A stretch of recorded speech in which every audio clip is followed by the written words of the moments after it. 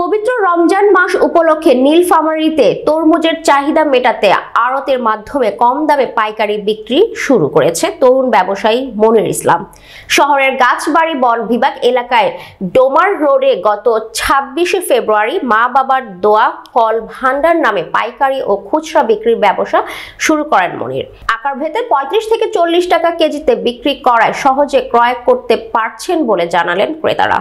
আরটা হওয়াতে অবশ্যই ভালো, দাম বাজারে তো অনেক বেশি, ঠিক আছে, যেহেতু এখানে আসে সাথে বিশেষ করে এলাকার মানুষরা একটু পাইকারি মূল্যে মানে সুমূল্য মূল্যে জিনিসটা পাচ্ছে আর কি। এলাকায় 50 টাকা কেজি, এখানে 40 টাকাতে পাওয়া যায়, এই জন্য এখানে নেওয়া আর কি।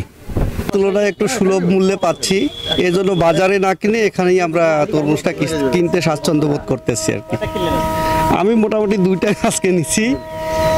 বরিশাল, কুয়াকাটা, পটুয়াখালী, সুবর্ণচর ছাড়াও খুলনা জেলা থেকে সংগ্রহ করা ড্রাগন, মাধুরী ও বাংলালিংক 1 জাতের তরমুজ, যা দেখতে রক্ত লাল ও খুবই মিষ্টি হয়ে থাকে, তাই দেশের বিভিন্ন জেলা তরমুজ কিনে কম দামে বিক্রি করতে পেরে খুশি এই ব্যবসায়ী।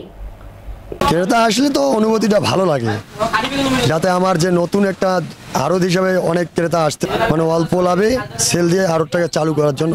আরও এখানে 15 জন সেলম্যান আছে, তাদেরও অল্প টাকায় মনে করেন পোষাচ্ছে। আমরাও একটু নতুন হিসাবে এগুলো বিক্রি হচ্ছে ভাই এখানে 40 টাকা কেজি, আর পাইকারি মন বিক্রি হচ্ছে 1500 টাকা, খুচরা 40 টাকা কেজি হিসেবে 1600 টাকা মন পড়ে। এখানে তরমুজ ছাড়া স্ট্রবেরি, বড়াই, পেয়ারা, আনারস, সিজনাল ফল, আম, লিচু যা আসবে প্রতিটা পণ্য পাইতে পারবে।